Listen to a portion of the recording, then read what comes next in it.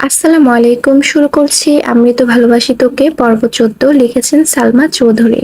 কিছুক্ষণ হলো পরীক্ষা শেষ হয়েছে। এত পরীক্ষার্থীর ভিড়ে আবিরের দৃষ্টি খুঁজছে সেই কাঙ্ক্ষিত ব্যক্তিকে। অবশেষে চোখ পড়ে তার অষ্টাদশীর পানে। দ্রুত পায়ে এগিয়ে আসছে, মুখে তার তৃপ্তির হাসি। খুশিতে জ্বলজ্বল করছে দুই আঁখি। এক নিমেষেই আবিরের দুশ্চিন্তা উধাও হয়ে গেছে। মেঘ কাছাকাছি এসে খুশিতে গদগদ হয়ে বলল, আলহামদুলিল্লাহ, পরীক্ষায় ভালো হয়েছে। সঙ্গে সঙ্গে প্রশস্ত হলো আবিরের দুই ওষ্ঠ। ঠান্ডা কণ্ঠে বলল, আলহামদুলিল্লাহ। বাসায় কল দিয়ে সবার সাথে কথা বলেছে। আবির মেঘের দিকে তাকিয়ে প্রশ্ন করলো, এখন কি বাসায় যাবি? বাসায় যাওয়ার কথা শুনেই মেঘের মনটা খারাপ হয়ে গেছে। ২৪ ঘন্টা বাসায় থাকতে থাকতে বিরক্ত হয়ে গেছে। কোচিংয়ে যাওয়া বন্ধ হওয়ার পর শুধু একদিনই ভাই বোনদের সাথে ঘুরতে বের হয়েছিল, সেই থেকে বলতে গেলে ঘরবন্দি। মেঘের মন খারাপ দেখে আবির পুনরায় প্রশ্ন করলো, ঘুরতে যাবি? সহসা মেঘ হাসি মুখে আবিরের দিকে তাকিয়েছে, কিন্তু হাসিটা কয়েক সেকেন্ডে গায়েব হয়ে গেছে। মনে পড়ে গেল কিছুদিন আগের খাতা পুরানো ঘটনা। যার মনে মেঘের জন্য বিন্দুমাত্র জায়গা নেই, তার সাথে কথা বলার বেমানান। ওনার নাম লেখাতে যে মানুষটা কয়েক মিনিটের মধ্যে সম্পূর্ণ খাতা পুড়িয়ে ফেলেছেন, সেই মানুষটার থেকে দূরে থাকা শ্রেয়। মেঘ মাথা নিচু করে উত্তর দিল, না, বাসায় চলে যাব। আবির কপাল কুঁচকে কেমন করে চেয়ে আছে। আবির খুব ভালো করেই বুঝতে পারছে তার অষ্টাদশী অভিমান করেছে। আবির গম্ভীর কণ্ঠে বলল, আগে চল খেতে যাই। তোর জন্য তাড়াহুড়োতে সকাল থেকে না খেয়ে বেরিয়েছি, খুব ক্ষুধা লাগছে। আজ শহর জুড়েই জ্যাম, পরীক্ষার্থীদের ভিড়ে গাড়ি এক জায়গাতেই ঘন্টার পর ঘন্টা আটকে গেছে। মেঘকে নিয়ে নাস্তা করে বেরিয়েছে। ১ ঘন্টায় বিশাল জ্যাম পেরিয়ে বাইক ছুটছে নিরুদ্দেশ পথে। মেঘ দুবার জিজ্ঞেস করেছে, কোথায় যাচ্ছি? কিন্তু আবির কোনো উত্তর দেয়নি। ঘন্টাখানেকের মধ্যে পৌঁছে গেছে এক অপরূপ সুন্দর জায়গায়। উত্তরা ১৫ নম্বর সেক্টরের সুপরিচিত সেই জায়গার নাম দিয়াবাড়ি। দিয়াবাড়ি সবসময় বেশ জনপ্রিয়, তবে শরৎকালে কাশফুলের শুভ্রতায় এই স্থানের মাধুর্যতা কয়েক গুণ বেড়ে যায়। আকাশে যেমন সাদা মেঘের ঘুরে বেড়াচ্ছে, তেমনি প্রকৃতি জুড়েও সাদার মেলা। মুগ্ধ আঁখিতে কাশফুল দেখছে মেঘ। কাশফুলের শুভ্রতায় মেঘের মন ফুরফুরে হয়ে আছে। গুটি গুটি পায়ে এগিয়ে গিয়ে আলতো করে হাতে কাশফুল ছুঁয়ে দিচ্ছে। এদিকে আবির বাইকে হেলান দিয়ে দুর্বোধ্য দৃষ্টিতে তাকিয়ে সেই দৃশ্য দেখছে। মুহূর্তে আবিরের ঠোঁটের কোণে হাসির ঝলক দেখা গেল। আনমনে বলে উঠল, মানুষ শুধু শরতে কাশফুলের মায়ায় পড়ে, অথচ আমি প্রতিদিন প্রতিক্ষণ শুধু তোর মায়ায় পড়ে থাকি। মেঘের মনে আনন্দের সীমা নেই। আনন্দ হবেই বা না কেন? ঢাকা শহরে থাকতেও এত বছর কোনোদিন এই জায়গায় আসতে পারেনি। শুধু দু একবার নামই শুনেছে। বাবা কাকারা ব্যবসার কাজে এতই ব্যস্ত থাকেন যে সবাইকে নিয়ে ঘুরতে যাওয়ার সময় নেই কারো। কাকামণি মাঝে মাঝে মেঘ, মিম আর আদিকে নিয়ে বের হলেও সেটা ৩ মাসে একবার। অথচ আবির দেশে ফিরেছে সবেমাত্র ৪ মাস হবে। এই অল্প সময়ে আবির মেঘকে নিয়ে ঢাকার আশেপাশের সব জায়গায় ঘুরে ঘুরে ফেলেছে। অবশেষে আজ কাশফুলের রাজ্য নিয়ে এসেছে। ভাবতেই পারছে না মেঘ। আবির মেঘকে বুঝতে না দিয়ে মেঘের বেশ কিছু ছবি তুলেছে। ফোন পকেটে রেখে কতগুলো কাশফুল একসাথে এনে মেঘের দিকে এগিয়ে দিয়ে বলল, তোর কিছু ছবি তুলে দিব? মেঘ আবির দিকে তাকিয়ে হেসে ফেলল। সেও মনে মনে ভাবছিল মোবাইলটা নিয়ে আসলে ছবি তুলতে পারতো, কিন্তু আবির ভাইকে এই কথা বলার সাহস পাচ্ছিল না। আবির মেঘের মনের কথা বলে ফেলেছে, তাই না চাইতেই মেঘ হেসে ফেলেছে। আবির কয়েকটা ছবি তুলে দিয়েছে। ছবিগুলো দেখে মেঘ স্বাভাবিক কণ্ঠে বলল, ধন্যবাদ। আমরা কি এখন চলে যাব? আবির ভ্রু কুঁচকে বলে উঠল, এত স্বার্থপর কেন তুই? মেঘ চোখ বড় করে তাকিয়ে শুধালো, মানে? আবির বিরক্ত সুরে বলল, এই যে এত কষ্ট করে এত দূর নিয়ে আসলাম তোকে, ছবিও তুলে দিলাম, একটাবার বলতে তো পারতি, দেন আপনাকে দুটো ছবি তুলে দেই, বা একটা সেলফি অন্তত তুলি। যেই নিজের ছবি তোলা শেষ অমনি বাসায় যাওয়ার জন্য উঠে পড়ে লাগলি, স্বার্থপর একটা। আমি স্বার্থপর হলে আপনি হিটলার। মুখের উপর মেঘ জবাব দিয়ে ফেলেছে। আবির কপালে কয়েক ভাঁজ ফেলে ভারী কণ্ঠে বলল, আমি হিটলার হলে তুই হিটলারের নানি। এই যেন বিতর্ক প্রতিযোগিতা চলছে। মেঘ ভেংচি কেটে বলল, জীবনেও না। আমি আপনার মতো এত পাষাণ না। এই কথা শুনে আবির হেসে ফেলল। আচমকা হাসতে দেখে মেঘ বিস্ময় সমেত তাকিয়েছে। মেঘ ভেবেছিল আবির ভাই হয়তো রেগে যাবেন, কিন্তু উনি হাসতে দেখে বেশ অবাক হয়েছে। আবির গলা খাকারি দিয়ে গম্ভীর কণ্ঠে বলা শুরু করলো, সামান্য একটা কারণে গত 9 বছর তুই আমার সাথে কথা বলিসনি।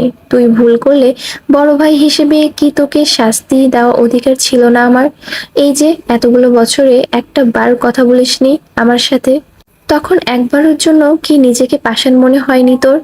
হয়তো দেশে না ফিরলেও এখনো কথা বলতি না, একবারও মনে হয়নি এই মানুষটার সাথে কথা বলা উচিত? তোর এই অসীম দূরত্বে সেই মানুষটার খারাপ লাগতে পারে, ভেবেছিস কখনো? ভাবিসনি। মেঘ শান্ত চোখে তাকিয়ে আছে, অষ্টদয় কাঁপছে তীর তীর করে। আবির ভাইয়ের সাথে এত বছরের একবারের জন্য কথা বলতে ইচ্ছে হয়নি তার, অথচ ওনাকে দেখার পর ওনার ভারী কণ্ঠে বলার এক একটা কথা, অনুভূতিহীন আচরণ, প্রথিত আঁখি তাকানোর স্টাইল, ঘন কালো চুল আর গাল ভর্তি ছোট ছোট দাড়ি দেখে ধীরে ধীরে প্রেমে পড়তে বাধ্য হয়েছে। আবির ভাই তো দেশে ফিরে আবারও থাপ্পড় দিয়েছে তাকে। কই, এবার তো সে কথা বন্ধ করেনি। রাগ অভিমান শেষে ঠিকই বারবার কথা বলেছে। এই যে সেদিন খাতা পোড়ালো, তারপরও আজ সেই মানুষটার সাথেই ঘুরতে এসেছে। তাহলে এত বছর কেন কথা বলতে ইচ্ছে হয়নি তার? মেঘ কিছু বলছে না দেখে আবির বাইকের দিকে চলে যাচ্ছিল। মেঘ আচমকা বলে উঠল, আপনার সাথে একটা ছবি তোলা যাবে? আবির মুচকি হেসে উত্তর দিল, হোয়াই নট। ঘোরাঘুরি শেষে বাসায় ফিরেছে। মেঘের হাতে অনেকগুলো কাশফুল। তার খুব ইচ্ছে করছে এগুলো বাসায় নিয়ে মিম আর আদিকে দেখাবে, কিন্তু আবিরের কড়া নিষেধ, বাসায় নেওয়া যাবে না। বাধ্য হয়ে মানতে হলো আবির ভাইয়ের কথা। রাস্তায় দুটো পিচ্চি মেয়েকে ফুলগুলো দিয়ে বাসায় চলে এসেছে। সময় চলছে নিজস্ব গতিতে। মেঘের পড়াশোনার অন্ত নেই। সবেমাত্র ঢাকা বিশ্ববিদ্যালয় পরীক্ষা শেষ হলো, সামনে মেডিকেল পরীক্ষা। পড়ার চাপ যতটা মেঘের, ঠিক ততটাই জান্নাতের। প্রতিদিন 3-4 ঘন্টা সময় নিয়ে পড়ানো, নিজে প্রশ্ন করে মেঘের পরীক্ষা নেওয়া, সেগুলোর সমাধান করা। 15 দিনের মাথায় জগন্নাথ বিশ্ববিদ্যালয়ে ভর্তির পরীক্ষা। যতদিন না মেঘ চান্স পাচ্ছে ততদিন চলবে এই লড়াই। সপ্তাহখানেক পরেই ঢাকা বিশ্ববিদ্যালয় ক ইউনিটের ফলাফল প্রকাশিত হয়েছে। মেঘের সিরিয়াল আসছে, সেই খুশিতে খানবাড়িতে উৎসব চলছে। প্রতিটা মানুষই মহাখুশি। তবে মোজাম্মেল খান তেমন খুশি না, কারণ ওনার ইচ্ছে মেঘ মেডিকেলে পড়বে। বিশ্ববিদ্যালয়ের প্রতি ওনার আগ্রহ নেই বললেই চলে। বাড়ির সবাই হইচই করছে দেখে একসময় ধমকে দিয়ে বসলো, মেডিকেল পরীক্ষা এখনো হয়নি, এত খুশি হওয়ার কিছু নেই, সামনে পরীক্ষা, পড়তে বসো গিয়ে। আবির রুমের বাহিরে বেলকনিতে দাঁড়িয়ে নিচের সবার হইহুল্লোড় দেখছিল। তবে মোজাম্মেল খানের ধমকে আজ আবিরের রাগ হচ্ছে না, বরং মেঘের চান্স পাওয়ার খুশিতে। এসব সামান্য বিষয়কে সে পাত্তাও দিচ্ছে না। কিন্তু মোজাম্মেল খানের ধমকে মেঘের মন খারাপ হতে সময় লাগলো না। সিঁড়িতে উঠে নিজের রুমে যেতে গিয়ে আবিরকে দেখেই থমকে দাঁড়ালো। শীতল চোখে তাকালো একবার, হয়তো বুঝতে চেয়েছিল রেজাল্টের কথা শুনে আবির ভাই খুশি হয়েছে কিনা। কিন্তু আবিরের অভিব্যক্তি বোঝা গেল না, তাই মাথা নিচু করে মেঘ রুমে চলে গেছে। মেঘের পড়া যেমন থেমে নেই, তেমনি জান্নাত আপুরও ছুটি নেই। কিছুদিন পর মেডিকেল ভর্তি পরীক্ষা দিল। এবার আর আবির নিয়ে যায়নি, মোজাম্মেল খান নিজে গাড়িতে করে মেয়েকে নিয়ে গেছেন। পরীক্ষা যেমনই হয়েছে, রেজাল্টের অপেক্ষায় আছে সবাই। কিছুদিন পর একদিন আবির আর রাকিব অফিসে কাজ করছিল। হঠাৎ রাসেল ছুটে এসে উত্তেজিত কণ্ঠে বলল, কি রে আবির, মেঘ কি চান্স পাইছে? আবির ল্যাপটপের দিকে তাকিয়ে থেকেই উত্তর দিল, ডিইউ তে হয়েছে, জগন্নাথ ওয়েটিং। কেন? রাসেল পুনরায় বলল, আরে ভার্সিটি না, মেডিকেলে চান্স পাইছে কিনা জিজ্ঞেস করছে। আবির অবাক চোখে তাকিয়ে প্রশ্ন করলো, রেজাল্ট দিয়ে দিছে নাকি? রাসেল সহসা উত্তর দিল, হ্যাঁ, মাত্র দেখলাম, এই জন্যই তো তোকে জিজ্ঞেস করতে আসছি। আবির তাড়াতাড়ি ফোন বের করে নেটের রেজাল্ট দেখলো। অকস্মাৎ আবিরের মুখটা মলিন হয়ে গেল। রাকিব জিজ্ঞেস করলো, কি হলো, চান্স পায়নি? আবির ভারী কণ্ঠে উত্তর দিল, সরকারিতে আসেনি, প্রাইভেটে পড়তে হবে। আবির সঙ্গে সঙ্গে তানভীরকে কল দিয়েছে। তানভীর বাসায় নেই। আবির বসা থেকে উঠে রুমের মধ্যে পায়চারি শুরু করেছে। কি করবে বুঝতে পারছে না। বাসায় কি চলছে কে জানে। হঠাৎই মিমের কথা মনে পড়লো, তাড়াতাড়ি আকলিমা খানের নাম্বারে কল দিয়েছে। প্রথম কলটাই রিসিভ করলো মিম। মায়ের ফোন বেশিরভাগ সময় মিমের কাছেই থাকে। মিম আর আদি মিলে গেম খেলে। মিম কল রিসিভ করে সালাম দিল। আবির সালামের উত্তর দিয়ে ভারী কণ্ঠে বলল, বাসার কি অবস্থা? মিম চিন্তিত সুরে বলল, চাচ্চু আপুকে বকতেছে। আম্মু আর মামুনি মিলেও থামাতে পারছে না। আব্বু বড় আম্মু কেউ বাসায় নেই। আমাকে আর ভাইয়াকেও ধমকে রুমে পাঠিয়ে দিয়েছে। আবির আর কিছু না বলেই কল কেটে দিয়েছে। তৎক্ষণাৎ বাড়ির উদ্দেশ্যে রওনা দিল। আবির সেদিনই চাচ্চুর মনের কথা বুঝেছিল। এই ঝামেলাটা হওয়ারই ছিল, কিন্তু আজ রেজাল্ট দিবে এটা আবিরের জানা ছিল না। জানলে হয়তো আজ বাসা থেকে বেরিয়ে হতো না। বাইকের গতি বুঝিয়ে দিচ্ছে ভেতরে ভেতরে আবির কতটা ক্ষিপ্ত। বাসার গেটটা কোনো রকমে পেরিয়ে বাইক রেখে ছুটে গেছে অন্দরমহলে। ড্রয়িং রুমের সোফায় বসে আছেন মোজাম্মেল খান। ওনার পাশে হালিমা খান স্বামীকে শান্ত করার চেষ্টা করছে। সিঁড়ির পাশে ভীত হয়ে দাঁড়িয়ে আছে মেঘ। চিবুক নেমে গলার সঙ্গে মিশে আছে। কান্নার তোপে সামনের দিকে চুলগুলো ভেজা লাগে। লেপ্টে লেপ্টে আছে গালে। দৃষ্টি তার ফ্লোরের দিকে। আকলিমা খান রান্নাঘরে। বাসরকে থামানোর সাধ্য নেই বলে সরে পড়েছেন। আলী আহমদ খান মালিয়া খানকে নিয়ে ডাক্তার দেখাতে গিয়েছিলেন, এখনো ফেরেনি। ইকবাল খান হয়তো কোনো কাজে বেরিয়েছেন। মোজাম্মেল খান তখনও রাগান্বিত কণ্ঠে বলেই যাচ্ছেন, তোকে এত আদর ভালোবাসা দিয়ে কি হলো? সরকারি মেডিকেলে চান্সটাই পাসনি। কত গর্ব করে সবাইকে বলেছিলাম আমার মেয়ে মেডিকেলে পড়বে। এখন আমি কোন মুখে বলবো যে আমার মেয়ে চান্স পাইনি? তোকে এতটুকু বলতেই আবির উচ্চস্বরে বলে উঠল, এই মেঘ রুমে যা।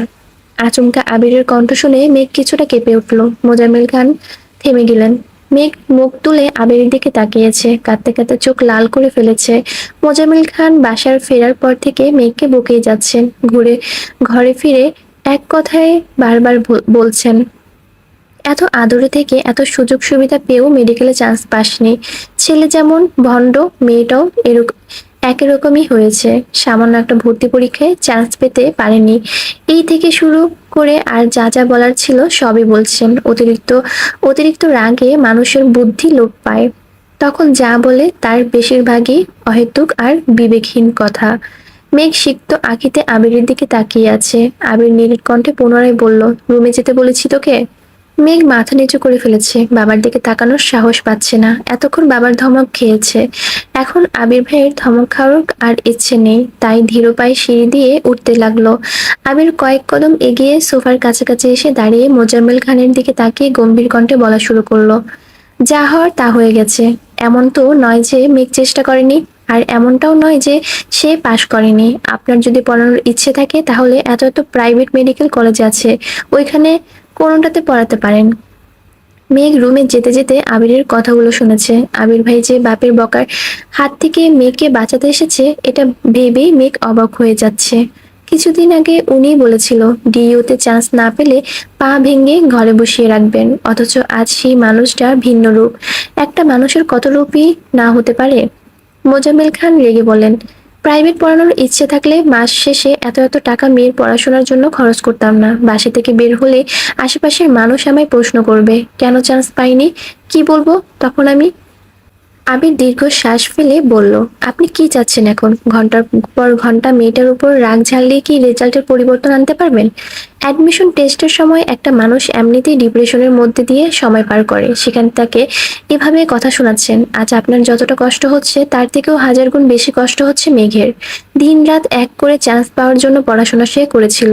বাবা মা হিসেবে ওকে সাপোর্ট করাটা আপনাদের দায়িত্ব ছিল, কিন্তু কি বলবো, আপনারা তো সন্তানের থেকেও সমাজকে বেশি প্রাধান্য দেন। কথাগুলো বলে আবির সিঁড়ি দিয়ে উঠে যাচ্ছে। মোজাম্মেল খান নিশ্চুপ বসে আছেন।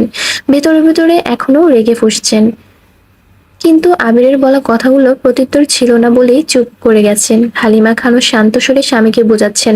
মেঘ বিছানার উপর হয়ে শুয়ে কাঁদছেন। চুলগুলো এলোমেলো হয়ে ছড়িয়ে আছে। আবির একটু শব্দ করে দরজা ধাক্কা দিল, কিন্তু মেঘের কোনো সাড়া শব্দ নেই। আবির বিছানার পাশে বসে আস্তে করে ডাকলো, মেঘ। সঙ্গে সঙ্গে মেঘ একটু থামলো, তারপর আবার কান্না শুরু করলো। আবির আলতোভাবে মাথায় হাত রেখেছে। এলোমেলো চুলগুলো কিছুটা গুছিয়ে স্বাভাবিক কণ্ঠে বলল, তোর সাথে কথা আছে, উঠ। মেঘ কাঁদতে কাঁদতে উত্তর দিল, আমার সাথে কথা বলতে হবে না, আপনি চলে যান। আবির গম্ভীর কণ্ঠে বলল, তোর সাথে কথা না বলে আমি যাব না। আমি 10 পর্যন্ত গুনবো, এর মধ্যে মুখ ধুয়ে আমার সামনে এসে বসবি। মেঘ তবুও নড়ছে না। আবির ভারী কণ্ঠে বলা শুরু করলো, 1, 2। মেঘ তড়িঘড়ি করে উঠে ওয়াশরুমে চলে গেছে। মেঘের এই তড়িঘড়ি দেখে আবির মৃদু হাসলো। মেঘ ফ্রেশ হয়ে আবিরের মুখোমুখি বসেছে। আবির মোলায়েম কণ্ঠে শুধালো, তুই কাঁদছিস কেন? চান্স পাসনি বলে নাকি চাচ্চুর বকেছে তাই? মেঘকে নিশ্চুপ থাকতে দেখে আবির আবার শুধালো, তুই কি মেডিকেলে পড়তে চাস? পড়তে চাইলে বল, প্রাইভেটে পড়াবো তোকে।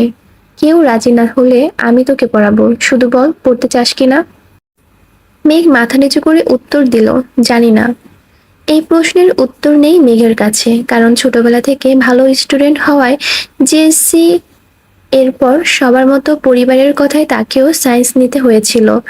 আর সায়েন্স নেওয়া মানেই বাড়ির মানুষ ডাক্তার বানানোর স্বপ্ন দেখা শুরু করে। সবার স্বপ্নকে বাস্তবায়ন করতে এতদিন সে চেষ্টা করে এসেছে।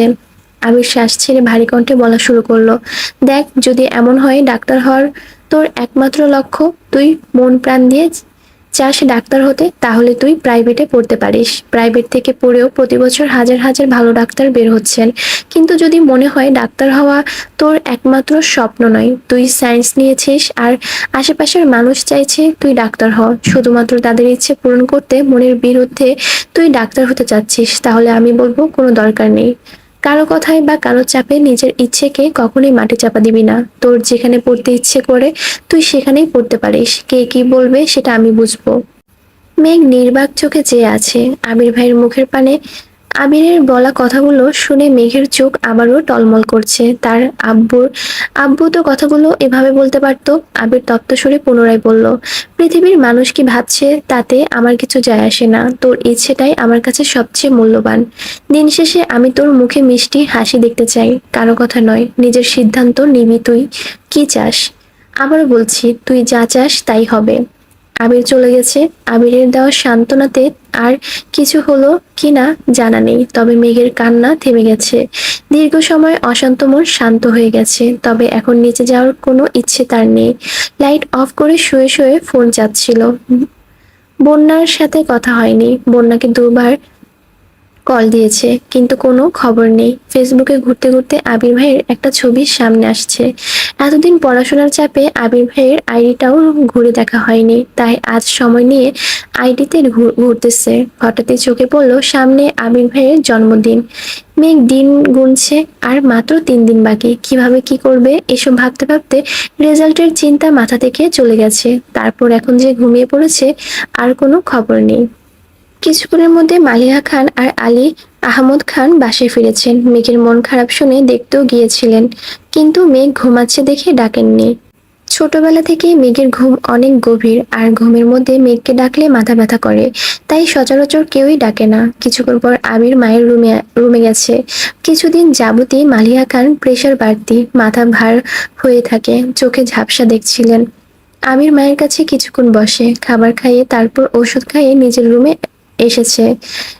এতটুকু সময়ের মধ্যে আলী আহমদ খান রুমে আসেননি, হয়তোবা দুই ভাই অন্য রুমে কথা বলছেন। ঘন্টাখানেক পর তানভীর বাসায় ফিরেছে। আবিরের কাছ থেকে সবে শুনেছে। মেঘকে দেখতেও গিয়েছিল, কিন্তু লাইট অফ দেখে সেও আর ডাকেনি। রুমে বসে কি করবে বুঝতে পারছে না। তখনই বন্যার নাম্বার থেকে কল আসছে। তানভীর অবিশ্বাস্য চোখে তাকিয়ে কলটা রিসিভ করলো। বন্যা বলল, আসসালামু আলাইকুম। তানভীর উত্তর দিল, ওয়ালাইকুম আসসালাম। বন্যা চিন্তিত কণ্ঠে শুধালো, আপনি কি বাসায়? মেঘ কোথায় বলতে পারবেন? এতগুলো কল দিচ্ছি, রিসিভ করছেন না তো, তাই বাধ্য হয়ে আপনাকে কল দিলাম।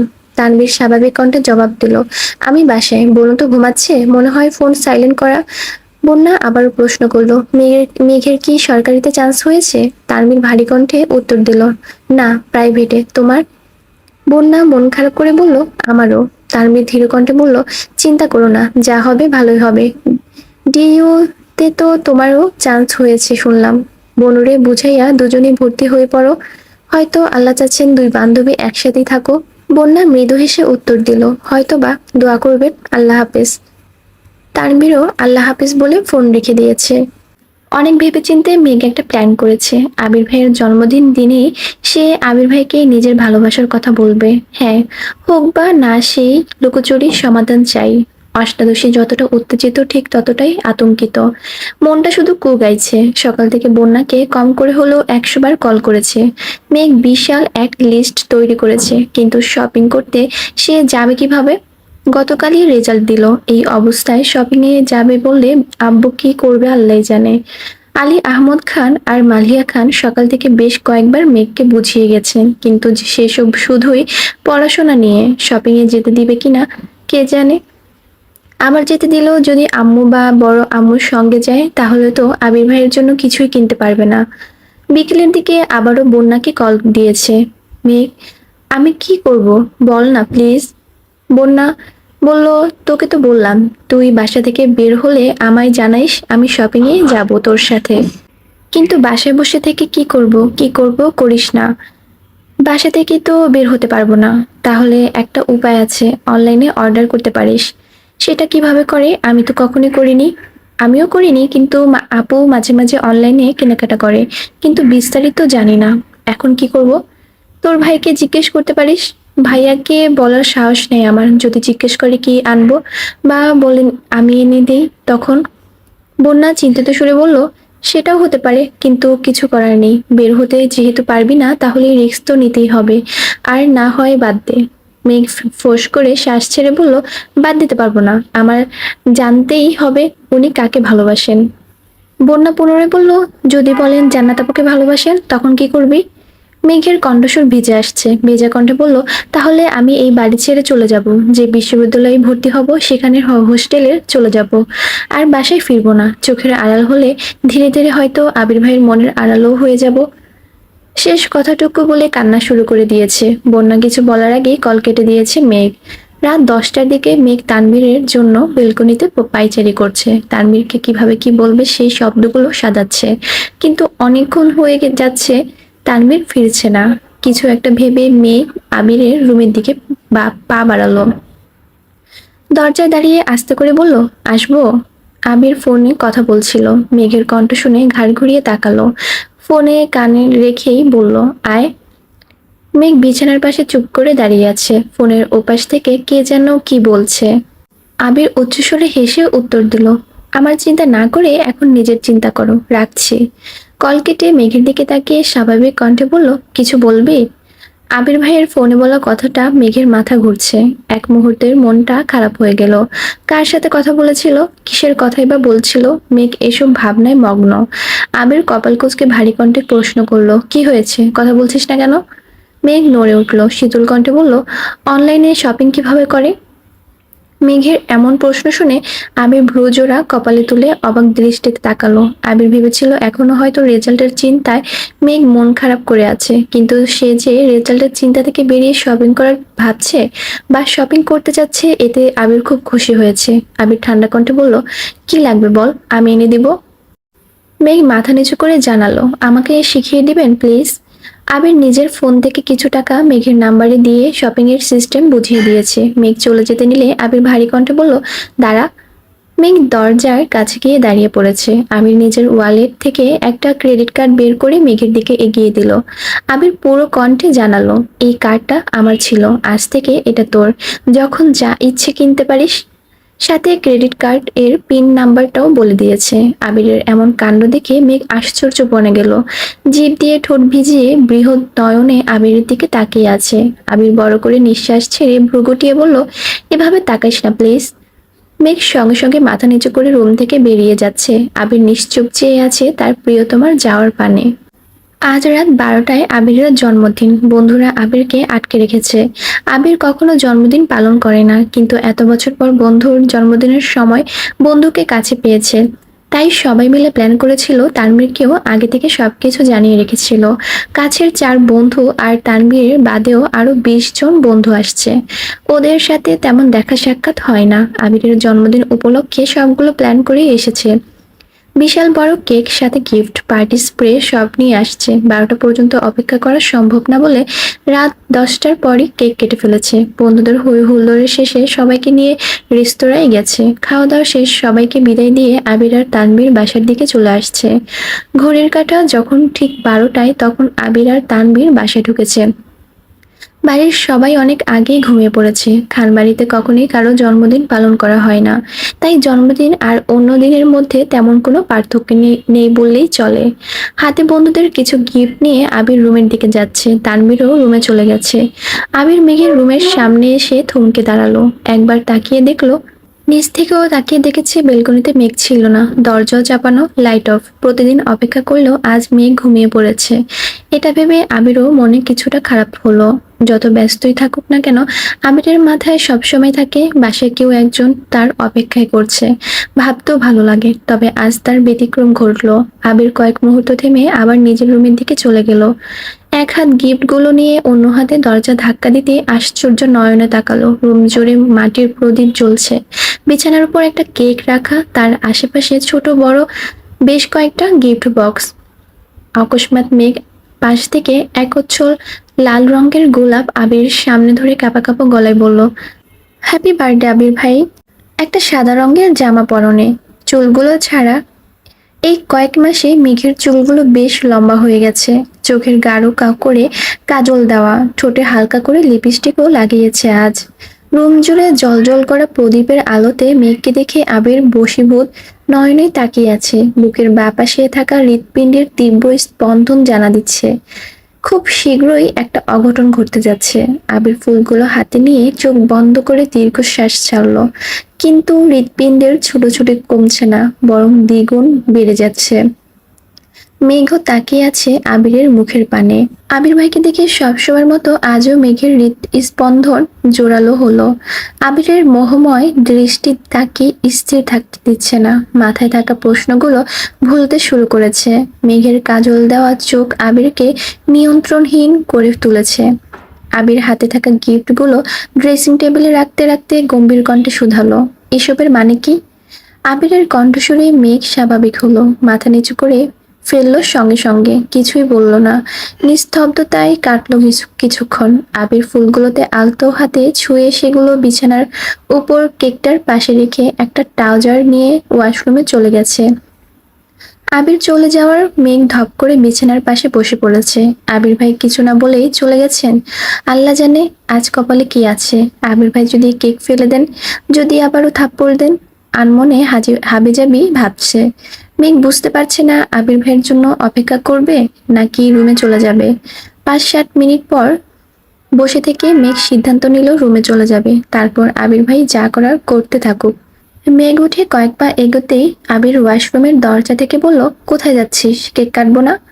মেঘের পা থেমে গেছে, মাথা নিচু করে দাঁড়িয়ে পড়েছে সেখানেই। আবির ওয়াশরুম থেকে বের হয়ে একটা সাদা রঙের টি শার্ট পরেছে, হয়তো ইচ্ছে করে পরেছে।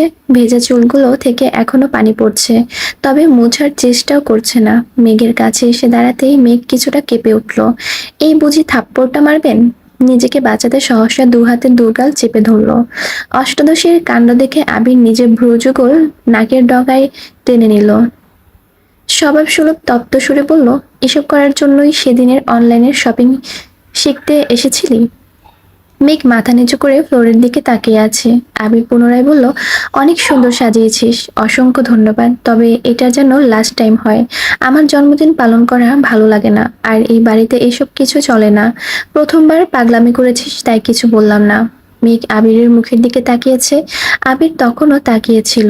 দ্বিতীয়বার সেই কাজল কালো চোখে চোখ পড়ায় আবির সঙ্গে সঙ্গে নিজের দৃষ্টি সরিয়ে নিয়ে বিছানার দিকে তাকায়। এই চোখে দীর্ঘ সময় তাকালে নিজেকে নিয়ন্ত্রণ করতে পারবে না সে। মেঘও আবিরের পাশে এসে দাঁড়িয়েছে, তবে মনে থাকা প্রশ্নগুলো করার বিন্দুমাত্র সাহস অবশিষ্ট নেই। তাই ভাবলো আজকের মতো কেক কেটে এখান থেকে পালাতে পারলেই বাঁচি। আবির কেক কেটে প্রথমে মেঘকে অল্প একটু খাইয়ে দিল, যথারীতি মেঘও খাইয়ে দিয়েছে। ফুচকা খাওয়ানোর পর আজ আবির ভাইয়ের মুখে তুলে কেক খাওয়াতে গিয়েও মেঘের সেই পূর্বের অনুভূতি কাজ করছে। আবির নিচু হয়ে বাকি কেকটা কাটছিল। আচমকা মেঘের আঙ্গুলে লেগে থাকা ক্রিম দু আঙ্গুলে আবিরের গালে ছুঁয়ে দৌড় দিতে নিলে 1 সেকেন্ডে আবির হাত চেপে ধরে ফেললো। আবির ঘুরে 2 পা এগিয়ে মেঘের কাছে গিয়ে দাঁড়ালো। আবির ভাইয়ের কাছে আসতে মেঘ আতঙ্কে 2 পা পিছালো। আবিরের হাত মুঠোয় থাকা নিজের হাতটা ছুটানোর খুব চেষ্টা করছে, কিন্তু আবির শক্ত হাতে ধরে রেখেছে। আবির 1 পা এগোচ্ছে আর মেঘ এক পা পিছাচ্ছে। মেঘ কাঁদো কাঁদো কণ্ঠে বলছে, আর জীবনে এমন করব না, প্লিজ এবারের মতো ছেড়ে দিন। আবির তপ্ত দৃষ্টিতে তাকিয়ে এগিয়ে আসছে। মেঘ পেছাতে গিয়ে অনুভব অনুভব করলো দেয়ালে পিঠ ঠেকে গেছে তার। আবিরের হাতে থাকা মেঘের হাতটা দেয়ালে চেপে ধরে। একটু নিচু হয়ে অপর হাতে ছুঁয়ে দিল অষ্টাদশের গাল। মেঘ গালে ক্রিম লাগানোর সঙ্গে সঙ্গে আবির কেকের উপর হাত রেখে সবটুকু ক্রিম নিজের হাতে লাগিয়েছিল, সেটাই মেঘের দু গালে লাগিয়ে দিয়েছে। মেঘের হাত পা কাঁপছে। আবির মাথা নিচু করতে ভেজা চুলগুলো কপালে পড়ছিল। আবির অকস্মাৎ মাথা ঝাঁকাতে কপালে থাকা চুলগুলো কিছুটা সরে গেছে। সাথে সাথে চুলের পানি ছিটকে পড়েছে অষ্টাদশের চোখে মুখে। সহসা দু চোখ বন্ধ করে ফেলেছে মেঘ। আবির বিরক্ত ভরা কণ্ঠে বলল, আর কত জ্বালাবি? তুই কি একটু শান্তি দিবি না আমাকে? যা না করতে বলি তাই বেশি বেশি করিস। চোখে কাজল দিতে না করেছিলাম, তারপরও কেন দিচ্ছিস? আমার ধৈর্যের সীমা অতিক্রম করতে কেন উঠে পড়ে লেগেছিস? আবির বুঝতে পারছে মেঘের নিঃশ্বাস বন্ধ হয়ে আসছে। আবিরের হাতে থাকা হাতটা খুব জোরে কাঁপছে। অষ্টাদশের সম্পূর্ণ দেহ তীব্রভাবে কম্পিত হচ্ছে। আবির আপাদমস্তক দেখলো একবার। আবির মেঘের হাতটা ছেড়ে দু পা পিছিয়ে গেল। আবির দূরে সরাতে মেঘ যেন হাঁপ ছেড়ে বেঁচেছে। দীর্ঘশ্বাস ছেড়ে নিজেকে কিছুটা স্বাভাবিক করে রুম থেকে ছুটে পালালো। আবিরও দরজা পর্যন্ত এগিয়ে গেল। ততক্ষণে মেঘ নিজের রুমে চলে গেছে। আবির বিছানায় বসে ফুলগুলো হাতে নিয়ে গন্ধ শুকে দীর্ঘ চুমু এঁকে দিল। হাত ধুয়ে এসে ধীরে ধীরে সবগুলো গিফট খুলে দেখলো। অনলাইনে ছেলেদের জন্য যা যা পেয়েছে সবই নিয়ে নিয়েছে। সবগুলি মোটামুটি সুন্দর ছিল। আবির জিনিসগুলো সুন্দর করে গুছিয়ে রেখে ঘুমিয়ে পড়েছে। আজ শুক্রবার। সেই রাতের পর মেঘ আর আবিরের সামনে পড়েনি। ভয়ে আতঙ্কে নিজেকে রুমের মধ্যে বন্দি করে রেখেছে। আব্বুর সামনেও যায় না। দুপুরের দিকে যেই না রুম থেকে বের হতে যাবে, তখনই আবিরের মুখোমুখি হলো। আবির নামাজের জন্য বের হচ্ছিল। মেঘকে দেখে থামলো, মৃদু সুরে বলল, নামাজ পড়ে রেডি হইস, একটা প্রোগ্রামে নিয়ে যাব। মেঘ আস্তে করে বলল, কিসের প্রোগ্রাম? আবির ঠান্ডা কণ্ঠে উত্তর দিল, সেটা গেলেই বুঝতে পারবি। রেডি হয়ে বের হয়ে পড়িস, আমি বাইরেই থাকবো। মেঘ আর কিছু বলল না। আবির টুপি মাথায় দিতে দিতে বাসা থেকে বেরিয়ে পড়েছে। আবিরের কথা মতো নামাজ পড়ে মেঘ একটা গর্জিয়াস ড্রেস পরে সুন্দর করে সেজেছে। তবে আজ ভুল করেও সে কাজলে হাত দেয়নি। ঘন্টা দুয়েক পর মেঘ রুম থেকে বেরিয়েছে। বিকেলবেলা ড্রয়িং রুম সব সময় ফাঁকা থাকে, তাই কারো কোনো প্রশ্নের সম্মুখীন হতে হয়নি তাকে। বাসা থেকে বের হয়ে কিছুটা যেতেই চোখে পড়ল আবির ভাই দাঁড়িয়ে আছে। প্রতি শুক্রবারের মতো আজও পাঞ্জাবি পরেছেন, তবে আজকেরটা একটু গর্জিয়াস। মেঘ কাছাকাছি আসতেই আবির মৃদু হেসে বলল, মাশাল্লাহ, অনেক সুন্দর লাগছে তোকে। মেঘ মাথা নিচু করে বিড়বিড় করে বলল, আপনাকেও অনেক সুন্দর লাগছে। আবির কথাটা শুনে নিঃশব্দে হেসে হেলমেট পরে নিল। তারপর মেঘকেও নিজের হাতের হেলমেট পরিয়ে বাইকে স্টার্ট দিল। 30 মিনিটের রাস্তায় জ্যাম পেরিয়ে 1 ঘন্টা 30 মিনিটে পৌঁছেছে। বাইক পার্ক করে মেঘকে নিয়ে ঢুকলো একটা কমিউনিটি সেন্টারে। মেঘ কিছু জিজ্ঞেস করতে গিয়েও ভয়ে জিজ্ঞেস করতে পারছে না, তাই বাধ্য মেয়ের মতো আবিরের পিছন পিছন গেট পেরিয়ে ভিতরে ঢুকলো। কিছু দূর যাওয়ার পরেই চোখ পড়ল স্টেজের দিকে। অসংখ্য ফুল দিয়ে সাজানো সুন্দর একটা স্টেজে লাল লেহেঙ্গা পরে বউ বেশে বসে আছে এক সুন্দরী। ওনার পাশে জামাই সেজে এক সুদর্শন এক পুরুষ বসে আছে। ফটোগ্রাফার বিভিন্ন স্টাইলে তাদের ছবি তোলায় ব্যস্ত। মেঘ স্টেজের দিকে তাকিয়ে সেই দৃশ্য দেখে চমকে উঠে বলল, জান্নাত আপু।